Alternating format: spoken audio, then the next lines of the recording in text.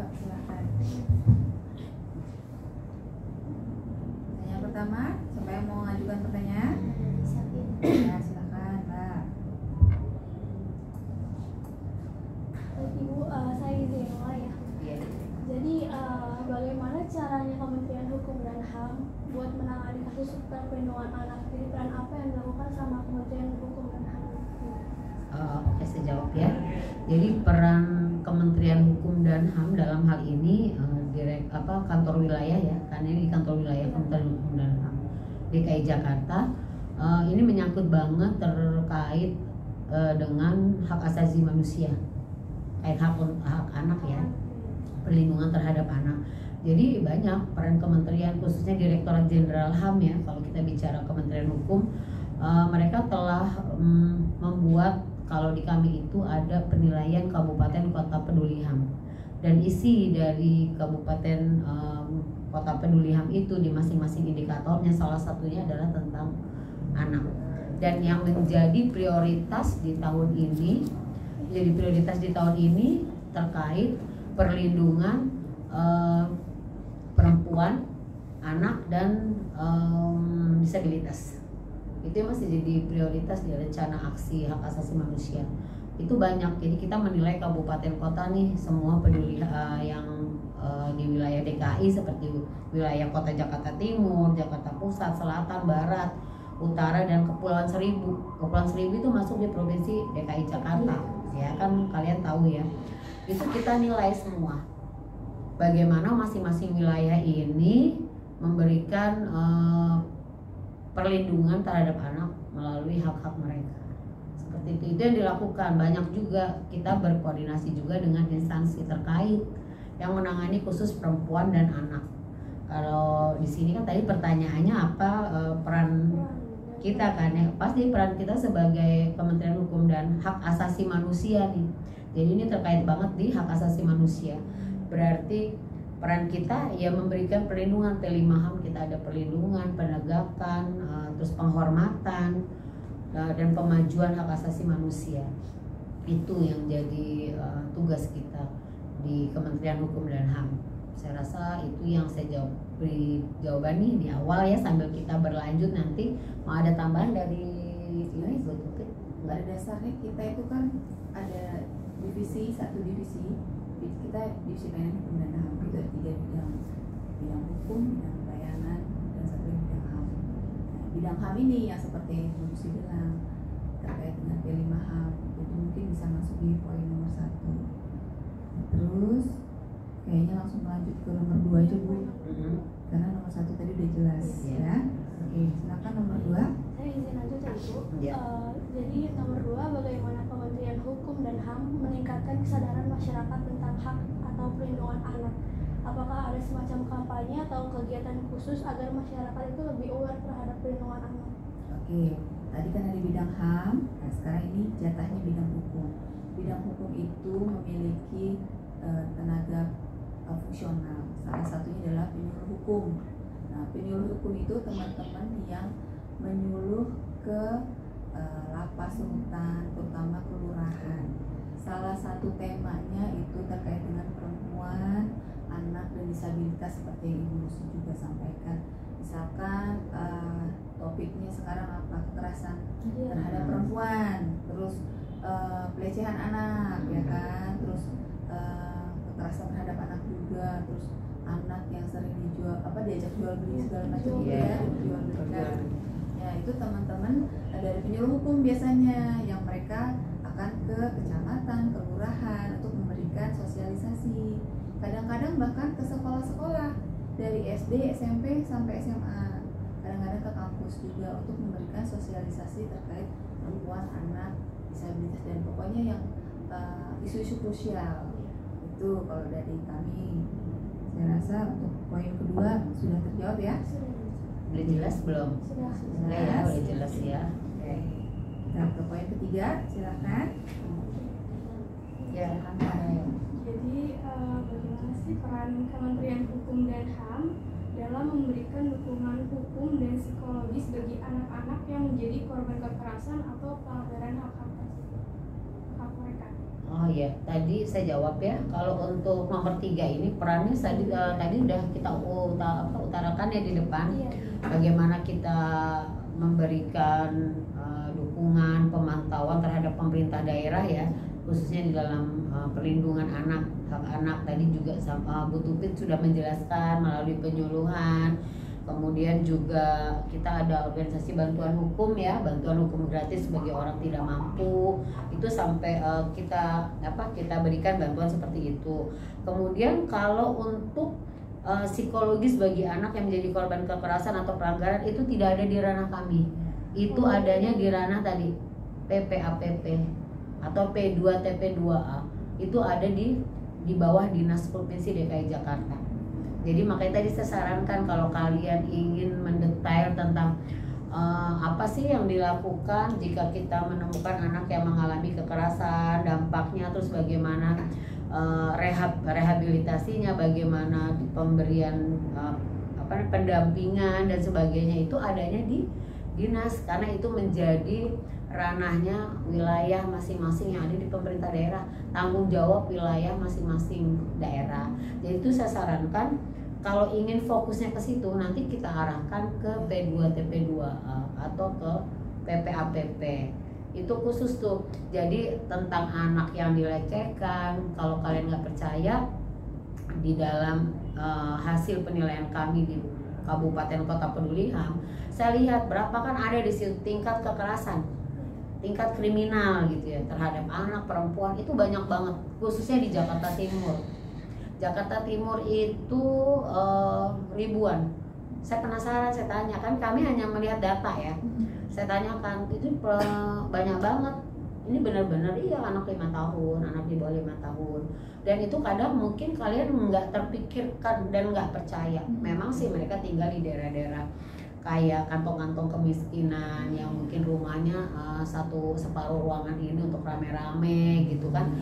Itu sampai mereka tuh entah melihat orang tuanya atau entah melihat di handphone video dengan teman-temannya, itu nggak bisa dipungkiri. Dan mau nggak mau kalian nih nanti kalau yang memang terjun ya langsung ke dunia sekolah, dunia pendidikan anak-anak, harus dilihat juga, karena itu sebenarnya saya juga nggak terpikirkan kalau anak umur 5 tahun sudah berpikir bahwa dia bisa suruh temannya sama-sama perempuan 5 tahun yang laki-laki berdua gitu, nggak tahu ya namanya tadi perkosa atau mereka melakukan hubungan itu, tapi nggak tahu lihat dari mana itu anak 5 tahun sudah berpikir gitu.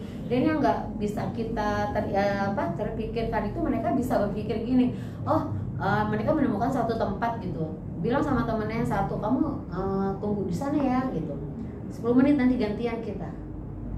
Itu anak 5 tahun sudah berpikir kayak gitu. Nggak tahu nih kita pengaruh lingkungannya seperti apa ya. Pastinya kalian harusnya juga melihat sih kondisi kehidupan ya begitu yang di daerah-daerah kumuh. Karena saya pun sendiri tinggal di tempat daerah kumuh nih, orang tua saya banyak pencoleng, dulu banyak pelacur. Tapi tergantung kita kan bagaimana kita tinggal di situ. Tapi saya lebih bisa sih ngambil waktu buat tesis itu saya juga tapi tentang pendidikan inklusif kan ya. Jadi lebih bisa memahami karena saya juga tinggal di daerah situ dan saya paham lingkungannya. Tapi sampai separah ini sih nggak terjadi. Itu saya nggak tahu, tapi survei banyak banget sampai 1.500 sampai 2.000 kasus. Bahkan perkawinan incest bapak dengan anak kandung ya, itu banyak banget ada. Dan bukannya nggak ada ya, itu ternyata ada. Itu kalau mungkin ditambahkan sama di zaman COVID kemarin juga banyak kasus loh. Kenapa? Karena semuanya online. Iya. Nggak mau anak-anak ini melihat pakai online. YouTube sekarang kan iklan itu banyak yang tiba-tiba muncul kan. Nggak usah jauh-jauh lah, Frozen aja tiba-tiba kartun ternyata perempuan gitu kan. Jadi kita nggak bisa membatasi. Kita mau komplain ke pemerintah juga susah. Karena kan hal-hal seperti itu kan ilegal ya, mereka masuk secara daring, iklan-iklan itu kan ilegal gitu. Jadi ya pintar-pintarnya kita, apalagi adik-adik ini nanti akan menjadi guru, mau nggak mau memberikan contoh, memberikan solusi buat anak-anak ini. Adik-adik, anak-anak jangan banyak main handphone, nggak nggak mungkin kan kita ngomong begitu. Iya. Gimana caranya? Berarti harus diajak main. Iya, Mereka seperti wawasan. itu. Gitu. YouTube Kids yang tadinya saya pikir ya udahlah khusus anak-anak, itu cucu saya sendiri. Jadi ya nggak sengaja gitu, tapi kan film itu tadinya kartun, tiba-tiba di tengah-tengah Iya. ada adegan, ada unsur seksualitas dan sebagainya. Makanya sekarang lebih baik diajak kalau punya anak kecil atau punya adik kecil, jangan biasakan yang penting anteng tapi megang handphone. Iya. Jadi secara nggak langsung kalian juga sadari bahwa penjajah itu sekarang nggak seperti dulu. Menjajah kitanya tuh lewat mental. Dengan kemudahan ini tiba-tiba disisipkan. Ada kejadian dia lagi nonton YouTube Kids nih ya, pegawai Pemda atau Pemda Biro Hukum, dia cerita anaknya kan bikin kue donat. Bagaimana cara buat kue donat? Ya udah dia lihat kan cara bikinnya. Tiba-tiba di tengah-tengah tuh digini. Kalau kalian mau jadi kuat, jadi hebat, siapkan air panas gitu di wadah gitu, air panas. Terus suruh celupin tangannya. Itu diperintahkan di situ. Kan bahaya ya. Ini yang anak-anak banget nih, khususnya nih sekarang anak PAUD juga udah hati-hati banget ekstra. Anak saya gitu kan pengen jadi jagoan nih. Ini air lagi mendidih dimasukkan, dicelupkan. Itu kan salah.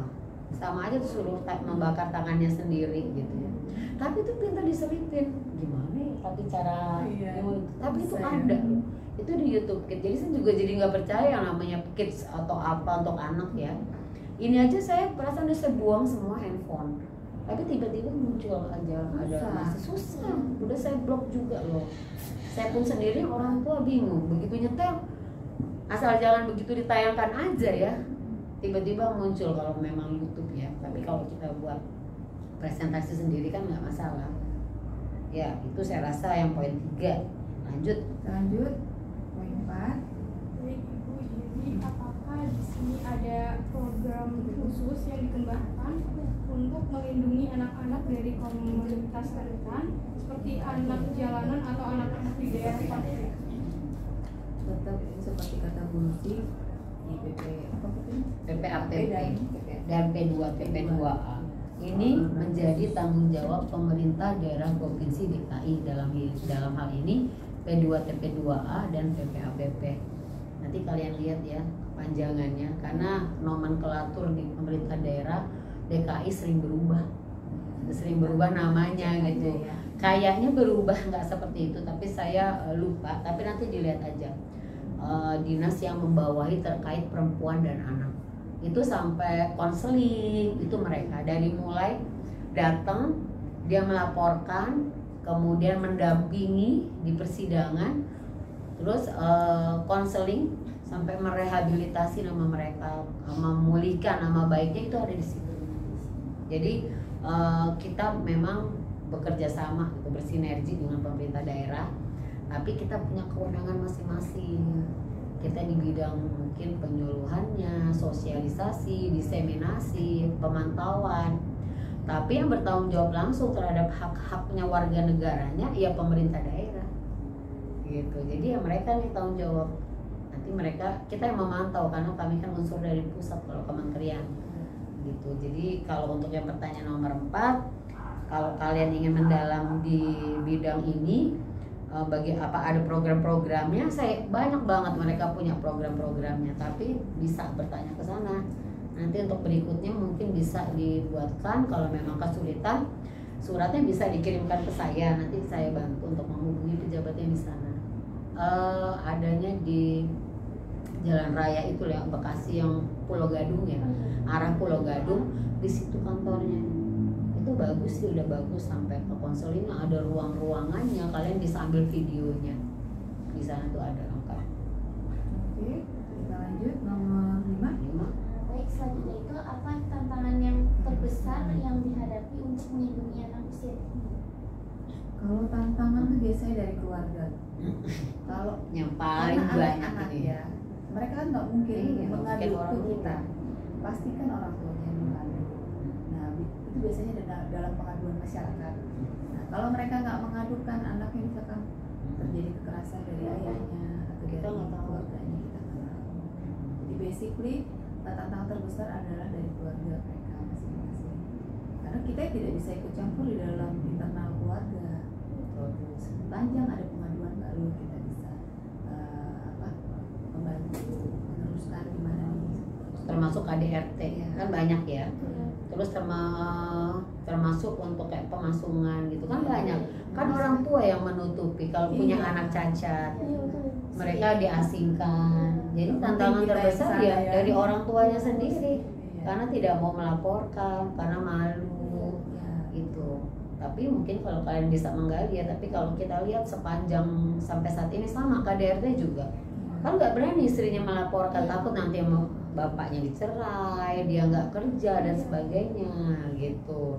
Jadi tantangan terbesar sebenarnya dari orang terdekat sendiri. Malu saya punya anak cacat, saya nggak mau kasih ke orang lain, saya nggak mau sekolahin, ditaruh aja di rumah, dipasung atau disembunyikan. Terus kita kan nggak tahu. Tadinya kita banyak punya program kan buat mereka, banyak banget saya tahu. Tapi ya itu terbatas dengan mindset orang tuanya lagi, keterbatasannya. Bisa juga sih tantangan keduanya masalah biaya, bisa juga. Tapi yang terbesar hambatannya itu kan Anda kalau kayak anak autis atau cacat gitu kan maunya orang tuanya menyekolahkan. Cuma kan kadang mereka nggak ada biaya. Nah itu bisa jadi kendala yang kedua di terkait yang pertama gitu kan. Tapi sekarang kalau di DKI sih saya rasa sih nggak ada masalah ya. Kalau untuk yang kedua ini ya biaya, karena kan banyak kita sekolahnya gratis. Tapi memang kalau PAUD nggak semua gratis ya, masih belum. Tapi kalau SD sampai SMA kan sudah ya. Kalau PAUD kecuali yang dianggarkan oleh APBD, anggaran pemerintah daerah, tapi kan jumlahnya nggak sepadan. Dari ratusan PAUD paling hanya berapa puluh. Yang saya lihat datanya itu kembali tadi. Kenapa saya pantaunya dari mana sih? Kita nih turun langsung ke kewenangannya Kementerian Hukum sampai di mana? Ya sampai itu pada saat pemantauan apa yang telah dilakukan terkait pemajuan hak asasi manusia, perlindungan, penegakannya seperti apa itu ada di situ. Karena ada 128 indikator yang kita nilai buat pemerintah daerah, banyak banget, termasuk sarana prasarana untuk kaum disabilitas, rentan, itu semua. Sampai bagaimana kamar mandinya, harus ukurannya, harus ada ruang bermain anak. Tadi mungkin kalian bisa lihat karena kita ruangannya terbatas, ada bola-bola. Terus bagaimana ada ruang laktasi. Terus kemudian ada juga ruang konsultasi seperti ini. Terus juga terkait kamar mandi tuh harus kursi roda bisa masuk. Terus harus ada jalan landai untuk yang pakai kursi roda, dan itu harus ada pegangan besi. Itu semua ada aturannya. Terus tadi kalian masuk di sini ada jalan yang dikasih kuning-kuning kan, untuk ini kaum disabilitas. Ya itu, jadi itu ada tanda kan, kalau bulat tandanya dia harus berhenti. Kalau yang panjang-panjang dia berarti masih posisi jalan. Tapi kan kita lihat pemerintah daerah sepanjang jalan udah banyak kan itu dipasang ya, pemerintah daerah DKI ya, khususnya Pemda DKI. Saya rasa udah bagus sih, setiap jalan-jalan di Otista itu kan pasti semua ada ya. Atau ini kalau kalian tadi lewat apartemen sepanjang itu juga sudah ada. Udah bagus lah. Mungkin yang kalian perlu tahu antara sarana yang harus akomodasi yang layak dan sarana prasarana yang harus dibutuhkan gitu ya. Kalau akomodasi yang layak itu umpamanya kalian penderita tunanetra, kantor kalian tuh harus paling enggak kalau ada anggaran menyiapkan apa yang bisa mendukung itu kan, ada tuh komputer sekarang yang bisa dipakai oleh kaum tunanetra. Itu akomodasi yang layak, itu hak kita memang, tapi manakala anggarannya ada. Tapi kalau fasilitas yang wajib harus ada seperti tadi yang saya sebutkan, itu semua kantor sekarang harus. Itu bedanya akomodasi yang layak dan sarana yang harus disiapkan. Kalau sarana itu kan karena untuk orang banyak, kan ada yang bilang juga di kantor kami juga, kan di kita nggak ada pegawai yang buta gitu, nggak ada pegawai yang pakai kursi roda gitu. Iya, tapi kita nggak tahu 10 tahun ke depan pada saat kecelakaan, kemudian pada saat stroke, dia segala macam, kan harus pakai tongkat. Jadi kenapa kita disebut disabilitas manakala kita tidak bisa mengurus diri kita sendiri selama 6 bulan. Harus tergantung dengan alat, harus itu kita udah disabilitas. Jadi kalau saya nih udah mulai kakinya sakit nih dengkul untuk naik tangga, atau harus pegangan ini, itu saya sebenarnya udah mau masuki gitu. Itu kan orang berpikirnya disabilitas itu harus orang cacat ya, salah ya. Padahal kita nggak bisa Nah, diri kita sendiri aja nggak udah bisa, itu disabilitas. udah disabilitas. 6 bulan nih kita lebih itu sudah dianggap itu stroke, terus pakai kursi roda itu juga. Tadinya kan sehat kan, pegawai, kalian juga sehat kan, nggak Harus tahu dibantu, kan. kecelakaan atau apa, kita tiba-tiba menjadi kaum disabilitas yang butuh bantuan alat, butuh bantuan orang lain gitu. Oke, lanjut. Lanjut yang ke-6 ya. Selanjutnya itu bagaimana yang bisa masyarakat lakukan jika menemui adanya kecurigaan terhadap kekerasan anak usia dini. Ya, sama seperti tadi, kita melaporkan juga tetangga nggak bisa kan, Iya. harus dari yang bersangkutan atau keluarganya, pihak-pihak terkait. Jadi kalau di sini pertanyaannya, langkahnya ya masyarakat, ya tetangganya harus meyakinkan nih Iya, khususnya nih pelakunya. kalian jadi tetangga nih, Iya, harus udah, berani, kita lapor polisi. Nah, harus aware. Iya, itulah gunanya bertetangga. Udah, ya. Kalau misalkan enggak nanti saya dicerain, kasih pemahaman. Gitu loh. Loh, sekarang kalau mau terus tabokin mau, gitu kan? Nah, kita harus kasih pemahaman sebagai masyarakat yang ada di sini. Jangan cuek, umpama lihat itu anak itu dipukul atau apa, kalian tahu, cuma udahlah biarin Iya. aja, bukan urusan kita, seringnya gitu kan. Iya. Tapi manakala itu sudah mencelakai atau bisa mengakibatkan seseorang menjadi terluka atau berbahaya, bahkan sampai cacat, kalian harus turun tangan. Memang bukan urusan kita, pasti orang tuanya marah, emang ini anak-anak saya gitu kan bilang, tapi paling tidak kalian bisa membantu melaporkan ke Pak RT, RW, atau ke tingkat kelurahan. Kan itu wajib dilaporkan. Kalau kalian nggak berani, ya udah, pedulinya dengan melaporkan, disertai dengan bukti, kalian foto atau kalian video diam-diam. Itu yang paling aman. Tapi paling nggak kalian peduli gitu. Peduli aja udah bagus. Kalau empati itu lebih banget, udah tahu kamu tapi turun gitu. Kalau peduli kan ya udahlah, saya berani cuma melaporkan. Kalau empati kan kita lihat, wah nggak boleh nih kayak gini, kita ikut nih ngomong gitu. Itu namanya empati dan mengajak orang-orang. Berarti lebih daripada peduli. Kalau peduli kan sekedar ya udahlah, yang bisa saya bantu saya melaporkan nih lewat telepon atau apa gitu. Ya, seperti itu. Hampir sama nih pertanyaan, soalnya Sama itu aja. aja. Cuma kalian nanti aja. menyaringnya aja, atau kalau di luar nanti pertanyaan kita selesaikan, ada konteks di luar itu yang mau ditanya, boleh. Sekarang kalian tanya aja dulu semua ya. Nomor 7. Ya, nomor 7 siapa? Tanya. Bagaimana Kementerian Hukum dan HAM bekerja sama dengan lembaga lain baik pemerintah maupun non-pemerintah dalam upaya perlindungan anak? Kita bekerja sama Bu. Coba Pemda aja ya. Kalau kerjasama, kita tidak membuat secara khusus ya kerjasama. Kalau untuk perempuan dan anak, kalau untuk yang ditanya anak sih ya, karena ini anak, perlindungan anak. Kalau untuk anak sama perempuan saya rasa mungkin sama, itu ada di ranahnya Direktorat Jenderal HAM. Jadi mereka bekerja sama dengan NGO atau LSM-LSM yang menangani terkait KDRT, kekerasan terhadap rumah tangga baik anak maupun perempuan. Itu mereka bikin memberikan bantuan atau perlindungannya tuh atau edukasinya, mendatangi nih kan biasanya mereka ada ditaruh di panti dan sebagainya nih. Jadi pemantauan, jadi saya baru tahu, tapi itu nggak tahu ya, kayaknya nggak di panti pemerintah ya, di swasta. Jadi berkedok panti gitu loh, berkedok panti, dan itu kemarin benar-benar terjadi hanya rata-rata hanya masalah harta atau uang. Jadi anak ini punya orang tuanya punya kos banyak, dia tinggal sama tantenya kan.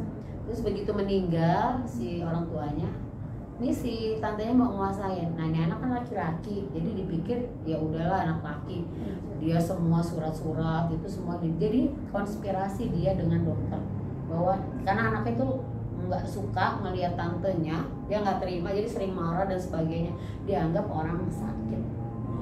Padahal enggak, dilaporin lah ke dinas sosial, dipanggil lah, dibawa tuh di panti.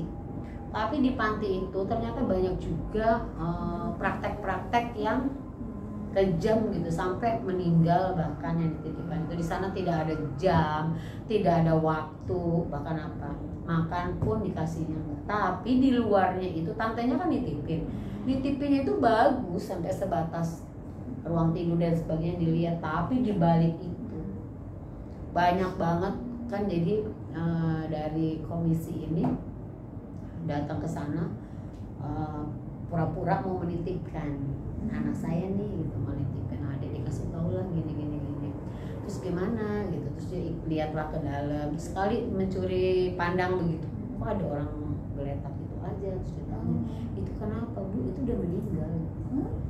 Dibiarin, jadi pembiaran, bahkan mereka tidak tahu waktu, bahkan ternyata banyak yang bisa bahasa Inggris. Dia marah, rambut saya dibotakin, saya kan perempuan gitu, kenapa saya harus dibotakin. Nah satu anak ini berhasil akhirnya dilolosin itu, bahkan dia tidak tahu sudah berapa tahun di situ, nggak ada jam, nggak ada apa, banyak dipasung dan itu banyak banget. Nah itu yang berhasil akhirnya dibantu dikeluarkan, dibongkar itu ketahuan. Itu ada loh, itu ada banget kejadian itu, ternyata banyak. Setelah ditanya ternyata konspirasi antara si tantenya ini sama si dokter sama pihak pantinya juga. Dia dapat uang terus, alasannya kan dia minta sumbangan buat ini, tapi enggak, mereka tetap intinya dibiarkan, pembiaran. Perempuan tuh semua dibotakin di sana rambutnya. Itu ada loh fakta-fakta kayak gitu. Kalau kalian bicara tentang hak asasi manusia ya, kami sampai melihat itu situ. Jadi ya pasti nggak terpikirkan kan kalau nggak saya cerita ya. Dan itu ternyata banyak. Nah sekarang kita lagi coba, pemerintah sedang coba selidiki sampai di mana kebenarannya, sejauh mana. Tapi masalahnya Dirjen HAM tuh sudah tahu, sudah sampai melihat ke situ, dan ada video soalnya kan, divideokan sama mereka. Jadi si anak yang dibebasin ini jadi baru tahu gitu, terus tantenya juga kan ditangkap, baru tahu kalau ternyata di dalam tuh nggak dikasih makan, kan dibayar setiap bulan berapa, dibayar sama tantenya, dibayarin. Jadi tantenya taunya yang nggak separah itu. Akhirnya berhasil tuh dikeluarin, dibawa keluar, ada 2-3 orang lah ya, tapi dari panti yang berbeda. Yang dilihat yang masih sehat, kalau yang sudah mulai stres ya diambil ditaruh di panti yang benar-benar ini. Bahkan kalian kan juga nggak tahu, saya baru tahu kok di rumah sakit pun tuh ada ternyata tempat kalau untuk orang-orang gangguan jiwa banget gitu, kayak zaman dulu taruh di menara gitu, itu masih ada, dan itu di belakang posisinya. Itu kan kenapa sih bisa bicara, karena dokternya sendiri ngomong, tapi tidak bisa sebutkan ya di rumah sakit mana, tapi itu ada. Jadi untuk mengantisipasi, jadi pernah waktu itu kita masalah ini loh, disabilitas mental. Jadi orang yang psikopat, terus orang yang punya 2 kepribadian, yaitu bipolar. Nah itu sehat-sehat aja kan. Kemarin ada salah satu dari LSM itu, mereka lulusan Universitas Airlangga loh. Dia cerita kenapa ya tiba-tiba dia stres gitu, tiba-tiba jadi kayak marah-marah, terus blank pas saat ujian, terus nggak diperbolehkan tuh ikut ujian. Dia ngancem kalau nggak, terus saya bilang, terus kenapa kamu sekarang bisa sampai lulus? Saya ngancam mau bunuh diri dari lantai 5. Dia bener-bener mau bunuh diri dari lantai 5. Akhirnya udah ngeri kan dosennya ya, universitas besar, akhirnya dibiarkan. Saya kan sudah sampaikan bahwa saya punya masalah mental, tapi jangan juga dianggap saya orang gila, karena saya bukan orang gila. Itu jadi yang banyak di anggotanya itu ya memang orang-orang yang ini, yang masalah itu bipolar tuh banyak banget, menyakiti diri sendiri dan sebagainya. Banyak perempuan cakep-cakep lagi, cantik loh, cantik banget dan pintar-pintar. Jadi ada 2 kepribadian gitu, itu bukan kemauan dia. Maksudnya gini, jangan sisihkan kita gitu loh, jangan dianggap kita manusia, makhluk yang aneh. Bisa juga dengan minum obat teratur sembuh. Dan itu kan mereka rata-rata nggak mau dibilang orang gila gitu, dia dibilang nggak mau, dia merasa waras. Tapi kadang dia membahayakan dirinya sendiri. Orang sampai dia bilang, iya saya soalnya nekat mau loncat dari lantai 5, itu udah bener-bener di hubungan, udah ngancem, serem banget. Pokoknya ya itu realitanya kayak gitu. di belakang layar. Banyak, kelihatannya kayak kemarin tuh yang berita SMP mana yang katanya jatuh ya dari lantai berapa tuh 3 tuh beneran jatuh tuh gimana? Anak sekolah itu. Sekolah loh. Kebanyakan sering saya mendengar berita-berita atau yang saya lihat dari sumber yang dipercaya ngomong begitu. Jadi kadang saya tuh antipati gini, ini beneran jatuh atau nih anak ada masalah atau apa gitu. Kadang kan nggak bisa dianggap remeh. Untuk kasus yang lagi rame tuh siapa sih, Vina ya? Vina tuh juga kayak gitu kan, salah satunya lah ya. Nggak tahu ya kenapa baru diangkat sekarang setelah 8 tahun. Setelah jadi film. Iya, setelah jadi film, katanya filmnya terlalu berlebihan dan sebagainya. Saya nggak pernah ikut juga sih berita itu. Nggak tahu deh, netizen tuh lebih hebat ya, Iya, nyari sumbernya. Makanya hati-hati kalau nulis, dan hati-hati juga kalau bikin status ya di Instagram dan sebagainya. Maksud kamu nggak begitu, tapi bisa dipintir. Salah paham. Nah kalau di Korea banyak kan yang kasus bunuh diri karena mereka tuh bulinya parah banget. Makanya kalian juga harus menyiapkan mental, jangan jadi anak mami banget ya. Harus keluar. Di luar keluarga nih, nanti di luar tuh dunia jahat banget, super jahat, Apalagi dalam dunia pekerjaan Hmm. nanti. Toxic semua ya. toksik. Kamu harus pintar-pintar milih teman, jangan baperan juga. Kalau enggak ya, kalaupun sempat terpuruk masa lama-lama buat pelajaran harus bangkit. Jangan terus malah down, enggak bisa. Kamu jadi Ibu Kartini ya harus begitu. Emangnya enak hidup? Enggak enak. Saya udah duluan nih, udah punya cucu dan anak gede-gede, ngerasain anak sekamu bandel-bandel gitu tuh udah pengalaman lah sama anak-anak apa, asam garam. Asam garam mendidik anak-anak seusia. Kalau biasa sih kuliah udah mulai anak rumahan lagi. Kalau untuk kelas 3 SMP sampai SMA biasa aja. Iya, mungkin ingin tahu Jati diri gitu, ya. yang mencari jati dirinya. Ya, lanjut.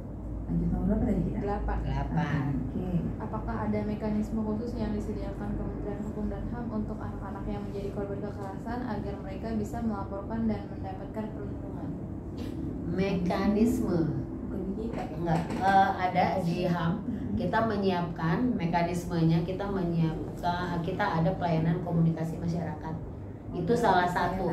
Itu salah satu mekanisme atau layanan yang disiapkan oleh Kemenkumham, oleh Direktorat Jenderal HAM, yaitu pelayanan komunikasi masyarakat. Jadi di situ kita menerima pengaduan masyarakat terkait dugaan pelanggaran hak asasi manusia apapun, semua termasuk ini anak-anak jadi korban kekerasan. Kadang yang lapor juga malah orang tua gitu ya. Tapi kewenangan kita menampung, manakala dia udah lapor nih ke polisi didemin, terus lapor ke umpamanya dinas perempuan anak, udah seminggu sebulan surat kita laporan kok nggak ditanggapi, boleh mengadu ke kita. Karena apa, tugas kami adalah menjembatani nih, kenapa sih kamu nggak ini nih, polisi sama PPAPP kenapa nggak langsung ditanggapi nih pengaduan ini sampai berbulan-bulan. Itu ada dugaan pelanggaran HAM buat kita. Karena apa? Karena si instansi terkait ini nggak memberikan pertolongan, bantuan dan solusi bagi anak tersebut. Itu yang dilakukan oleh Kemenkumham. Ada namanya pelayanan komunikasi masyarakat yang Komas. Itu terkait dugaan pelanggaran HAM apapun, baik KDRT, mau masalah tanah, hak atas pekerjaan dan sebagainya, itu kita urus. Itu ya yang ada di kita. Mekanismenya melalui ada kita proses prosedurnya di pelayanan komunikasi masyarakat itu. Mereka datang, kemudian mengisi data, alamat email, KTP. Nanti kan pada saat kita audiensi, kita undang mereka, pengaduannya itu kan sekarang ada yang secara online aplikasinya, namanya Simas HAM. Nanti kita jawab lewat email yang aktif tersebut. Seringnya banyak ngadu, tapi mereka takut, jadi nggak ngasih identitas, nggak ngasih nomor telepon. Terus kita gimana jawab? Iya. Banyak udah datang nih, kita tanya, sebetulnya bukan urusan kita. Kalau urusan pribadi nih, kayak suaminya ninggalin istri atau harusnya suaminya memberi nafkah, enggak, itu harusnya bukan tugas kita, itu masalah pribadi ya. Tapi begitu kita tanya, Ibu udah siap belum, mana nomor telepon, nanti kita konfirmasi, kita hadirkan semua yang dia sebutkan. Nggak pernah datang lagi, takut ya itu. Jadi kan semua orang kembali lagi, berani nggak sih gitu, berani speak up. Itu kalau terkait mekanisme khusus ya yang disediakan, yaitu ada namanya pelayanan komunikasi masyarakat tentang dugaan pelanggaran hak asasi manusia. Kamu bisa lihat di websitenya Kanwil, buka aja tentang Yankomas. Nanti di situ ada persyaratannya, kemudian apa saja yang dilakukan. Ada. Kalau siapa tahu nih ada tetangganya, lapor aja gitu. Ke Kanwil boleh, atau tetangganya perlu bantuan hukum nih, karena nggak punya uang gitu ya. OBH yang gratis bisa ke sini, kasih tahu aja. Asal dia bisa menunjukkan bahwa dia memang tidak mampu. Kasihan kan, jadi kalau kamu tahu, oh yaudah datang aja deh ke Kanwil gitu, nanti dibantu di sana yang di divisi pelayanan hukum tentang OBH. Ada bantuan organisasinya ada 41 ya yang sudah terakreditasi. Nanti kita menentukan gitu di sini apakah apa durasinya. Oh ya. Oke, Lanjut. 9. Bagaimana Kementerian Hukum dan HAM mendukung implementasi Undang-Undang Perlindungan Anak di tingkat nasional dan lokal? Oke, kalau di DKI Jakarta baru ada perda tentang disabilitas. Kalau tentang perlindungan perempuan dan anak sampai dengan saat ini belum ada yang baru. Ada bisa lihat peraturan daerahnya, tapi sejauh ini kita tetap menggunakan undang-undang tentang apa sih anak ya. Jadi adik-adik bisa dicek di situ. Kita juga ada Direktorat Jenderal Peraturan Perundang-undangan, itu biasanya kerjasama dengan Dirjen HAM terkait regulasi pembentukan tentang perempuan dan anak dan disabilitas dan kelompok rentan biasanya ada. Kalau khusus Kanwil DKI biasanya kita mengurusin perda peraturan daerah. Jadi pasti kita akan sinkron dengan pusat. Kalau pusat menyuruhkan untuk pendelegasian perda, pasti kita akan tentang regulasi ya. Iya, regulasi. Oke, kita lanjut nomor 10. Nomor 10 siapa? Oh ya. Apa harapan Kementerian Hukum dan HAM dalam jangka pendek dan panjang terkait perlindungan anak di Indonesia? Dan bagaimana cara untuk mencapai tujuan tersebut? Harapannya tentunya ya ini sama. Kita berharap bahwa apa yang menjadi kebijakan, kan tadi saya bilang kita sudah membuat kebijakan yaitu rencana aksi hak asasi manusia, itu tetap tentang perempuan dan anak. Jadi dari situlah kita membuat rencana aksi selama 4 tahun berjangka tentang anak dan perempuan nih. Masih ada kekerasan enggak? Masih ada enggak? Kita bahkan yang tahun ini kita memprioritaskan perempuan sebagai kepala rumah tangga yang bekerja. Ada nggak sih pemerintah memberikan kesempatan kepada perempuan sebagai kepala rumah tangga? Banyak kan? Habis gara-gara pandemi suaminya nganggur atau suaminya meninggal, berarti istrinya kerja. Jadi kita turun, kita bahkan memantau apakah pemerintah memberikan kesempatan nih buat perempuan untuk memperoleh pekerjaan karena dia sebagai kepala rumah tangga, sebagai kepala keluarga. Itu kan pasti efeknya ke anak, dia bekerja kan pasti untuk anaknya. Jadi itu yang maksudnya kalau yang kita lakukan selama ini itu sudah kita laksanakan di dalam rencana aksi. Rencana aksi itu adanya di peraturan presiden langsung. Jadi wajib semua melakukan itu seluruh Indonesia. Seluruh Indonesia standarnya sama. Jadi kita bikin rencana aksi sejak 2021 sampai 2025. Ini berjalan nih. Tahap sekarang umpamanya, oh perempuan yang bekerja sebagai kepala rumah tangga atau anak nih yang memperoleh perlindungan, bahkan anak yang bahkan sampai anak yang menderita HIV, TB itu masuk di dalam rencana aksi kita, dan itu menjadi penilaian dan dinilai mana sih pemerintah daerah yang sudah menjalankan ini. Ini kan jangka pendeknya tuh yaitu per tahunnya kan. Tahap ini rencana aksinya ada 7 nih terkait perempuan, anak, disabilitas dan masyarakat adat. Kan kalau di kita nggak ada, tapi karena berlaku nasional di provinsi lain kan banyak kayak masyarakat adat. Terus nanti kita lihat nih, ternyata pas di penilaian terakhir udah mulai berkurang nih, tapi masih banyak. Di tahun kedua kita masih tetap laksanakan nih rencana aksi ini. Kalau benar-benar sudah tidak ada, nanti di tahun ketiga kita coret nih. Berarti kita cari lagi apa sih yang menjadi aksi nasional yang perlu didukung, yang perlu banyak. Untuk jangka panjangnya otomatis dari 2021 sampai 2025 ini nih harus ada target output yang dicapai, bahwa